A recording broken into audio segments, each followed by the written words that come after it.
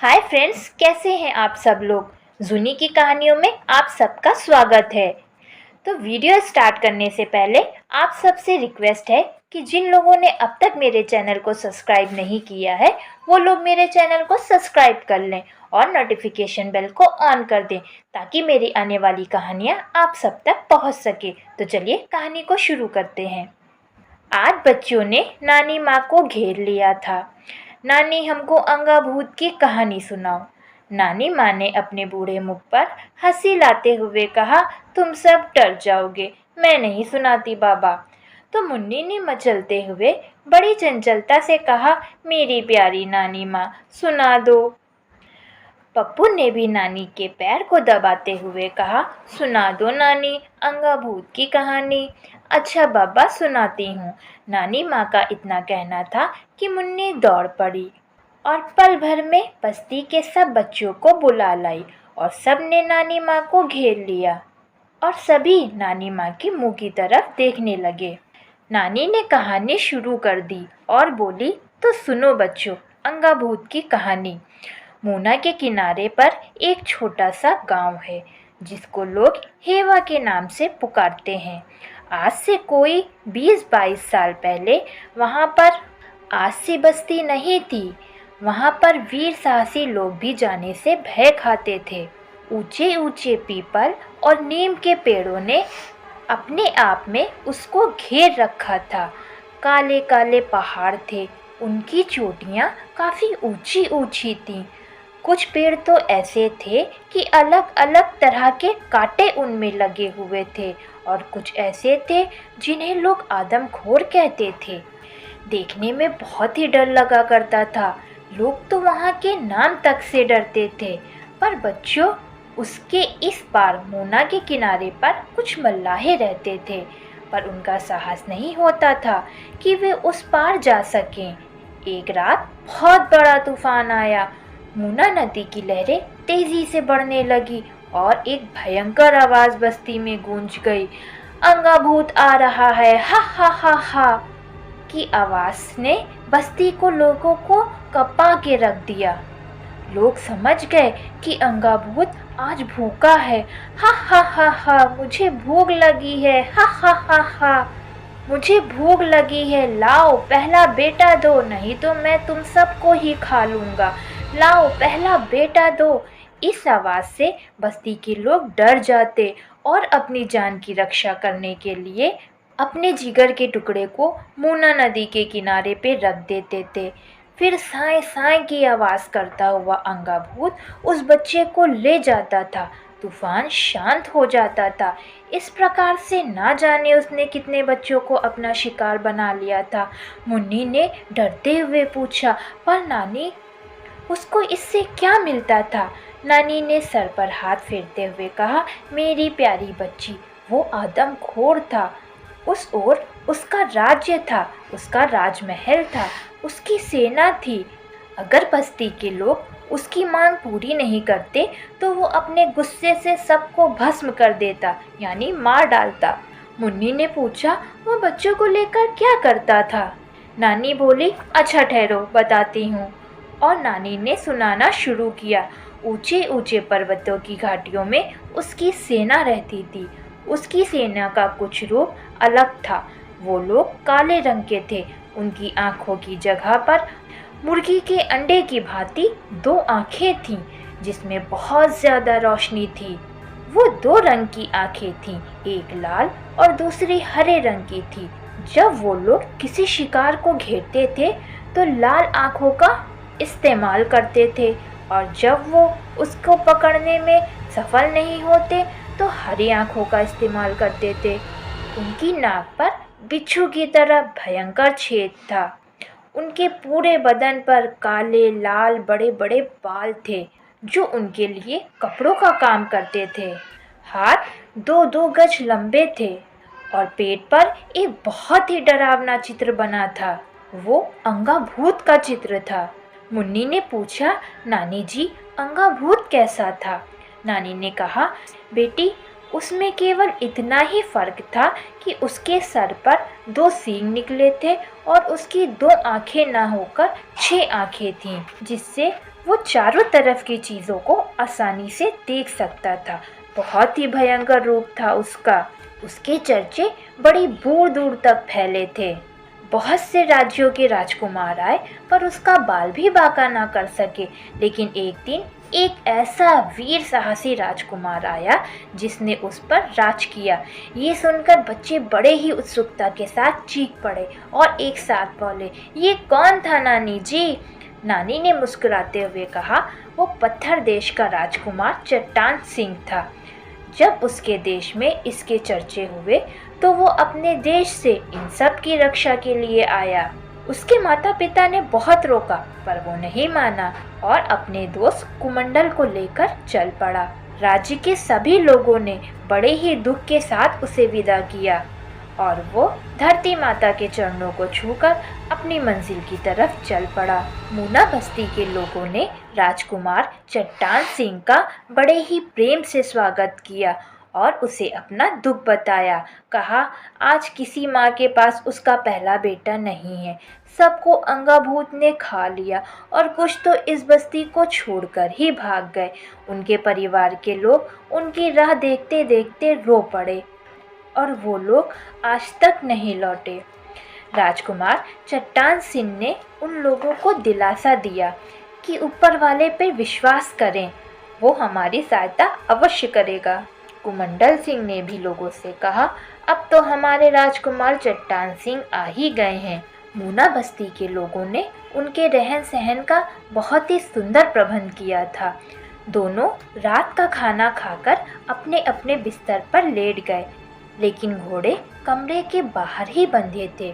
कुछ देर बाद लगभग आधी रात के वक्त घोड़े हिनहिनाने लगे। सर सर करती हवा और भी तेजी के साथ चलने लगी। मूना नदी में तूफान आने लगा था। बस्ती के लोग डर के मारे कांपने लगे थे। तभी एक भयंकर आवाज़ गूंजी, मैं बहुत भूखा हूँ, लाओ मूनावासी अपना पहला बेटा जल्दी दो, लाओ लाओ जल्दी दो। अंगाभूत क्रोध से पागल हो उठा था।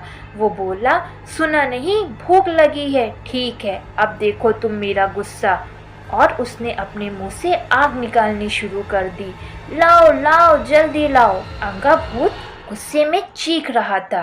बस्ती के लोग घबरा गए और वो दौड़कर राजकुमार चट्टान सिंह के पास इकट्ठा हो गए। राजकुमार चट्टान सिंह और कुमंडल ने इन सब का साहस बांधा और कहा, आप लोग घबराएं नहीं। इधर अंगाभूत का गुस्सा बढ़ता ही जा रहा था। हा हा हा हा, तुम सबने सुना नहीं कि मुझे भूख लगी है? ठीक है, अब देखो मेरा गुस्सा। और उसने अपने मुंह से आग और तेजी से निकालनी शुरू कर दी। इधर औरतों ने अपने बच्चों को अपनी छाती से लगा लिया था। वो बोली, हमारी रक्षा करो राजकुमार। राजकुमार बोला, तुम चिंता मत करो, मैं केवल अंगाभूत को देखना चाहता हूँ। तभी एक भयंकर आवाज़ गूंजी, अंगाभूत को कोई नहीं देख सका, ना ही देख सकता है जब तक मैं ना चाहूँ। और एक भयंकर हाथ उसकी ओर बढ़ने लगा। एक औरत राजकुमार को अपना बच्चा देखकर खुद जमीन पर बेहोश होकर गिर पड़ी। वो भयंकर हाथ राजकुमार के आगे बढ़ने लगा, जिसमें उंगलियों की जगह पे काले काले जहरीले नाग लटक रहे थे और बालों की जगह पर बिच्छू थे। ये देखकर राजकुमार ने तीरों की बारिश करना शुरू कर दी। हा हा हा हा हा हा, अंगाभूत को मारेगा आदम। अंगाभूत चीख पड़ा। सारा माहौल कांप उठा। मूना नदी का तूफान बढ़ता ही जा रहा था। नदी की लहरें बस्ती के घरों को खत्म करे डाल रही थीं। अंगाभूत ने जैसे ही बच्चों की तरफ अपना हाथ बढ़ाया, राजकुमार ने बहुत ही तेज चाकू उसके हाथ पर दे मारा। हाय हाय की आवाज़ पूरे माहौल में गूंज गई। खून की धारा बहता हुआ एक हाथ पीछे की ओर चला गया, लेकिन एक भयंकर सी आग निकलने लगी। अंगाभूत हे करता हुआ पीछे बढ़ने लगा। उसके शरीर का कोई हिस्सा दिखाई नहीं दे रहा था। उसकी वही भयंकर हाथ था जिसकी उंगलियां सांपों की सी थीं उन सांपों ने गुस्से में आकर कुमंडल को अपने में कस के लपेट लिया। तभी अंगाभूत वहां से लौट गया। जाते समय वो उसके दोस्त कुमंडल को उठाकर ले गया था। राजकुमार उसके पीछे भागा, पर वो पल भर में ही गायब हो गया। राजकुमार तड़प के रह गया। अब तूफान खत्म हो चुका था। बेहोश औरत को जब होश आया तो उसने अपने बच्चे को उठा लिया और अपने सीने से लगा लिया। बस्ती के सभी लोग राजकुमार के साहस की प्रशंसा करने लगे, लेकिन सबको इस बात का दुख भी था कि राजकुमार के प्रिय मित्र कुमंडल को अंगाभूत उठाकर ले गया। सभी के सिर दुख से झुक गए थे। राजकुमार ने बस्ती के लोगों के सामने कसम खाई, मैं अपने मित्र का बदला लेकर ही रहूंगा। जब ही मुझे चैन आएगा, अब अंगाभूत इस संसार में नहीं होगा। और राजकुमार ने अपनी उंगली जरा सी काटी और खून का तिलक अपने माथे पर लगा लिया। बस्ती वालों ने उसकी वाहवाही शुरू कर दी। वो सब एक आवाज में बोले, राजकुमार की जय हो, राजकुमार चट्टान सिंह की जय। सारी औरतों ने राजकुमार की आरती उतारी और आंसुओं से जाने वाले को विदा किया। सभी उसे आश्चर्य से देख रहे थे। राजकुमार ने अपने घोड़े राम बहादुर की गर्दन को थपथपाते हुए कहा, मेरे प्यारे साथी, अब अंगाभूत से कुमंडल का बदला लेने जा रहा हूँ, तू मेरी राह देखना। और उसने दोनों घोड़ों को प्रेम से हाथ फेरा और बस्ती के लोगों को सौंपकर आगे बढ़ गया। घोड़ों ने हिन हिन करके उसे विदा की। दोनों घोड़ों की आंखों में आंसू थे। राजकुमार के पीछे पीछे बस्ती के लोग भी चलने लगे। सारे आदमी औरत उसके पीछे पीछे आ रहे थे। वो सभी काफी दूर तक उसके साथ आ गए। आखिरी में राजकुमार चट्टान सिंह ने अपने दोनों हाथों को जोड़कर बड़े प्यार से सबको नमस्कार किया और सबको छोड़कर घने जंगल के अंदर घुस गया। अभी वो कुछ ही आगे गया था कि एक भयानक आवाज ने उसको चौंका दिया। वो आवाज थी टें टें टें। राजकुमार ने जो घूम के देखा तो एक भयंकर तोता, जिसकी लंबाई लगभग 1 गज थी, जिसकी चोंच भी बहुत ही भयंकर थी, उस पर तेजी से झपटा और उसकी छाती से लिपट गया। उसने अपने पंजों को राजकुमार की छाती में गड़ा दिया था। राजकुमार की छाती से खून की धारा निकल पड़ी थी। एकाएक राजकुमार ने उसको पूरी ताकत से खींचकर दूर पटक दिया। वो तोता जमीन पर जा गिरा था। जहाँ वो गिरा था वहाँ एक अजीब सा धुआं निकलने लगा। राजकुमार ने बड़ी हैरानी से उसकी तरफ देखा। वो भयंकर तोता देखते देखते जल के राख हो गया था। ये देखकर राजकुमार घबरा गया और उसको यकीन ही नहीं हो रहा था कि ये वही भयंकर तोता है जिसने अभी अभी उस पर हमला किया था। उसने उस राख के ढेर को अपने हाथ से उठाया ही था कि एक मधुर आवाज़ उसके कानों में गूंजी और राजकुमार ने जल्दी से अपने हाथ को राख के ढेर से खींच लिया। मुझसे मत डरो राजकुमार, मैं मूना नदी की राजकुमारी मूना हूँ। अब राजकुमार ने देखा उस राख के ढेर से एक सुंदर लड़की खड़ी थी। राजकुमार ने घबराते हुए पूछा, वो भयंकर तोता क्या आप ही थी? हाँ, वो मैं ही थी। मुझको अंगाभूत ने अपनी जादुई शक्ति से एक भयंकर तोता बना दिया था। खैर छोड़ो इस बात को, राजकुमारी बोली, मैं तुम्हारी क्या सहायता कर सकती? राजकुमार कुछ कहता कि उससे पहले राजकुमारी ने अपने हाथ को राजकुमार के आगे बढ़ा लिया और अंगूठी उतार कर बोली, ये लो राजकुमार, ये तिलिस्मी अंगूठी को पहन लो। इससे जब भी तुमको मेरी मदद की ज़रूरत होगी तुम अंगूठी को होठों से चूम लेना, मैं आ जाऊंगी। पर हाँ, मैं तुम्हारी सहायता मूना नदी तक ही कर सकती हूँ, उसके आगे नहीं। इतना कहकर मूना राजकुमारी एकदम गायब हो गई। राजकुमार ने अंगूठी को अपनी उंगली में डाल लिया था और उस भयंकर जंगल में आगे बढ़ने लगा। अभी वो थोड़े ही दूर गया होगा कि हा हा हा करते हुए 4 वृक्ष राजकुमार की ओर बढ़ने लगे। देखते ही देखते उन चारों पेड़ों के हाथ पैर निकल आए। हाथों में वो भयंकर तलवारें लिए हुए थे। राजकुमार को उन चलते फिरते पेड़ों ने अपने घेरे में ले लिया था। राजकुमार उन अजीब पेड़ों के बीच में घिरा हुआ था। हा हा हा हा करते वो भयंकर पेड़ राजकुमार पर झपटे। ये देखकर राजकुमार ने तुरंत तलवार से वार किया। तलवार एक भयंकर पेड़ के तने को काटती हुई पार हो गई। राजकुमार के वार के साथ उस पेड़ में से रोने चीखने की आवाजें आने लगी। फिर देखते ही देखते सभी पेड़ रोने चीखने लगे। वो सब बोले, हमको भी काट दो राजकुमार, हमारी भी रक्षा करो राजकुमार, हम पर रहम करो, काट दो राजकुमार। ये सुनकर राजकुमार चट्टान सिंह ने एक एक करके उन चारों पेड़ों को काट दिया। अब वहाँ पर 4 बहुत ही अधिक सुंदर परियां खड़ी हंस रही थीं, जिनके हाथों में सोने की चिड़ियाँ थीं। एक परी ने कहा, धन्यवाद राजकुमार। दूसरी ने कहा, तुम्हारा हम पर बहुत बड़ा एहसान है। तीसरी ने कहा, हम तुम्हारे साथ हैं। चौथी ने कहा, हम तुम्हारी मदद करेंगे। एक परी ने तलवार देते हुए कहा, मैं सुंदर परी हूँ। ये तलवार ऐसी विचित्र है कि इसके शत्रु को लगने के साथ बड़े से बड़ा शत्रु पल भर में नष्ट हो जाता है। अब दूसरी परी ने एक रस्सी देते हुए कहा, मैं गंधा परी हूँ। इस रस्सी को आज्ञा देने से ये तुम्हारे शत्रुओं को बांधकर ला फेंकेगी। तीसरी परी ने एक बीन देते हुए कहा, मैं लाल परी हूँ। इस बीन को बजाते ही ये रस्सी चलने लगती है। बिना इसकी मदद के ये रस्सी किसी भी काम में नहीं आ सकती।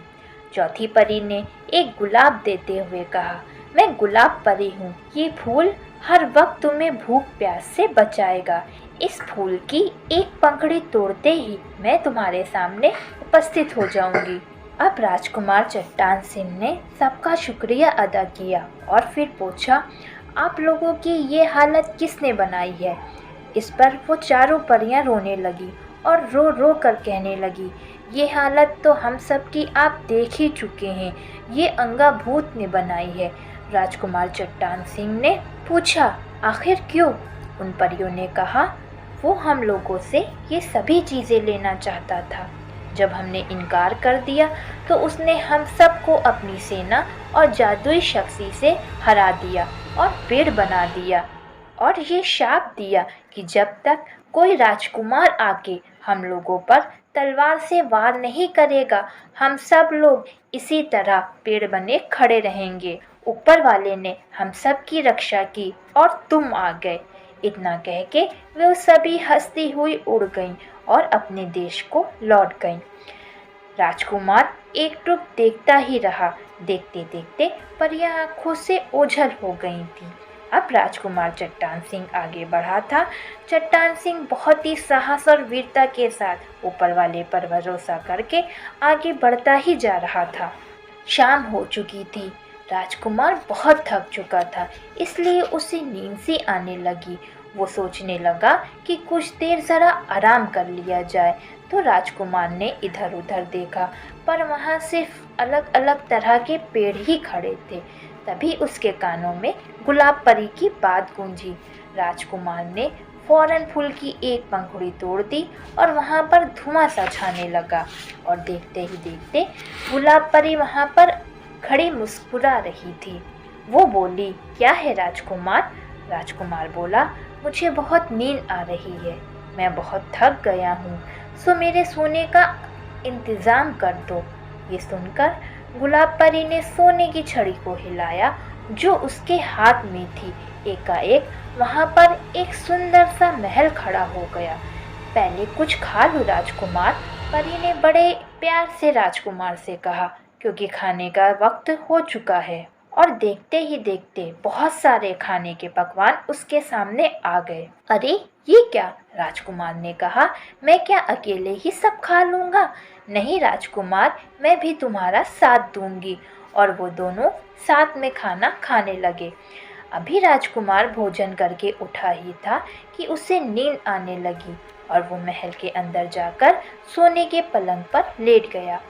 अभी वो लेटा ही था कि उसकी आंख लग गई। वो सो गया। जब वो सोकर उठा तो सुबह हो गई थी। सो उसने अपना सामान लिया और आगे बढ़ा। अभी वो कुछ ही दूर गया था कि महल एकाएक गायब हो गया। राजकुमार चट्टान सिंह बड़ी सावधानी से बढ़ता जा रहा था। वो ज़रा से भी आहट पर चौंक जाता था। उसको राजकुमारी मोना की याद आ गई। उसने तिलिस्मी अंगूठी को होठों से चूम लिया। फिर क्या था, फौरन राजकुमारी मोना आ गई। क्या हुक्म है राजकुमार? राजकुमार ने कहा, मेरी मदद करो राजकुमारी, मैं ये भयंकर नदी पार करना चाहता हूँ। अच्छा राजकुमार, ये देखो उस तरफ। राजकुमार ने आंख उठाकर उस ओर देखा तो एक कमल का फूल पानी में खिल रहा था। अब राजकुमारी बोली, जाओ राजकुमार, उस फूल के ऊपर बैठ जाओ, ऊपर वाला तुम्हारी रक्षा करेगा। इतना कहकर राजकुमारी मोना गायब हो गई। अब राजकुमार ने मोना नदी में पैर रखा तो हा के आवाज़ों ने उसे चौंका दिया। चारों ओर से मोना नदी में आग लग गई और आग की लपटें नदी के चारों ओर फैल रही थीं। लेकिन राजकुमार उस कमल के फूल पे बैठा था। राजकुमार ने देखा लपटों का उसके ऊपर कोई असर नहीं पड़ रहा था, क्योंकि तिलिस्मी तलवार उसके साथ थी। जो ही आग राजकुमार को जलाने के लिए उस पर पड़ती, तलवार उसको नष्ट कर देती थी। राजकुमार कमल पे बैठकर केवल बीच में ही पहुंचा था कि एक भयंकर अजगर ने उस पर हमला कर दिया। अचानक हमले से राजकुमार नदी में गिर गया और अजगर ने उसको अपने में लपेट लिया। फुस फुस फुस करता हुआ अजगर उसको घायल करने लगा। वो अंगाभूत का ही चौकीदार था, जो अजगर का रूप धारण करके नदी में रहता था। उसके पूरे जिस्म में छुरी की तरह कांटे निकले हुए थे। राजकुमार बुरी तरह से घायल हो गया था। तभी अचानक गंधापरी की दी हुई जादुई तलवार उस भयंकर अजगर से छू गई। हाय! एक भयंकर चीख ने सारे जंगल में आग लगा दी और वो भयंकर अजगर वहीं जलकर ढेर हो गया। उस अजगर की आवाज़ को सुनकर अंगाभूत की सेना में हलचल सी मच गई। उस अजगर की आवाज़ को सुनकर अंगाभूत की सेना में हलचल सी मच गई। हर तरफ से आदमखोर की आवाज़ें आने लगी। खी खी का स्वर करते हुए वहाँ के अलग अलग तरह के सैनिक इधर उधर दौड़ने लगे थे।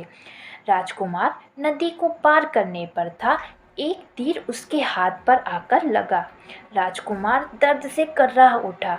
अभी वो संभल भी नहीं पाया था। 8 हाथ वाला भूत उस पर झपटा।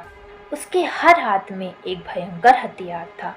उसने अपने भयंकर हथियारों को राजकुमार पर फेंकना शुरू कर दिया। थोड़ी देर तक तो राजकुमार ने अपना बचाव किया, लेकिन आखिरी में वो उसके भयंकर हाथों में जकड़ा हुआ था। वो बोला, तुम यहाँ पर किस लिए आए हो? एक गरजदार आवाज़ पूरे जंगल में गूंज गई। बोल, कौन है और कहाँ से आया है? हा, मुझे भूख लगी है। हा, अब मैं तुम्हें खाऊंगा। हा, आदमखोर। इतना कहकर उसने अपने 2 भयंकर दांत राजकुमार की छाती में गड़ा दिए। राजकुमार दर्द से कराह पड़ा। उसने उससे कहा, हे भूत महाराज, आप तो मुझको खाएंगे ही, क्योंकि मैं आपका भोजन हूँ, पर मेरी आपसे एक प्रार्थना है कि मैं मरने से पहले आपका कुछ मनोरंजन करना चाहता हूँ। भूत बोला, वो कैसे? मेरे पास एक बीन है जिसको मैं बजाऊंगा। हा। भूत ने हंसते हुए कहा, आज पहली बार मुझे महाराज कहा है। लो, मैं तुम्हें बीन बजाने का मौका देता हूँ। और उसने राजकुमार को छोड़ दिया। वो बोला, वैसे तो इस वन का महाराजा उनका भूत है। राजकुमार ने कहा, तुम महाराजा बनना चाहते हो? हा, मुझसे मजाक करता है? नहीं, मैं सच कहता हूँ। तो कितने दिन में मैं राजा बन सकता हूँ? देखो राजा जी।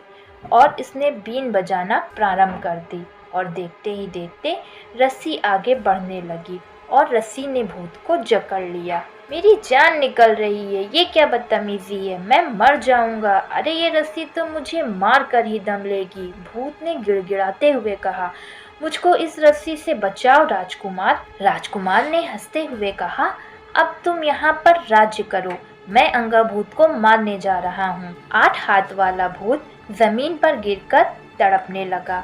वो हार गया, लेकिन अपने आप को रस्सी से छुड़ा नहीं सका। अब राजकुमार ने अपनी तिलिस्मी तलवार उसके पेट में लगा दी और एक भयंकर चीख पूरे जंगल में गूंज उठी। के प्राण वहीं खत्म हो गए। अब वहां पर केवल राख का एक ढेर था। राजकुमार ने फिर बीन बजाई। रस्सी खुलकर उसके पास आ गई। राजकुमार को अब पूरी आशा हो गई कि वो अपने मित्र कुमंडल का बदला ले सकेगा। राजकुमार अंगाभूत के निकट पहुंच चुका था। एकाएक राजकुमारी मोना उसके सामने आई और बोली, राजकुमार, अब मैं जा रही हूँ। अभी तक मैं तुम्हारे साथ थी। राजकुमार ने पूछा, राजकुमारी जी, वो 8 हाथों वाला भूत कौन था? राजकुमारी ने कहा, वो अंगाभूत का वन भूत था। वो सारे वन की रक्षा और देखरेख करता था। पहले इससे ही भेंट होती। वो बहुत ही खतरनाक भूत था। अब तुम्हारी रक्षा ऊपर वाला करेगा। जाओ, तुम अपने इरादे में सफल हो। और राजकुमारी मोना अदृश्य हो गई। तो फ्रेंड्स, आज की कहानी में बस इतना ही। आगे की कहानी अगले हिस्से में। उम्मीद करती हूँ आपको कहानी पसंद आई होगी। तो अगर आपको कहानी अच्छी लगी हो तो इसे लाइक कीजिएगा, शेयर कीजिएगा और प्लीज़ कमेंट्स में बताइएगा। मिलते हैं आपसे अगली वीडियो में। तब तक के अपना ख्याल रखिएगा। Good bye friends.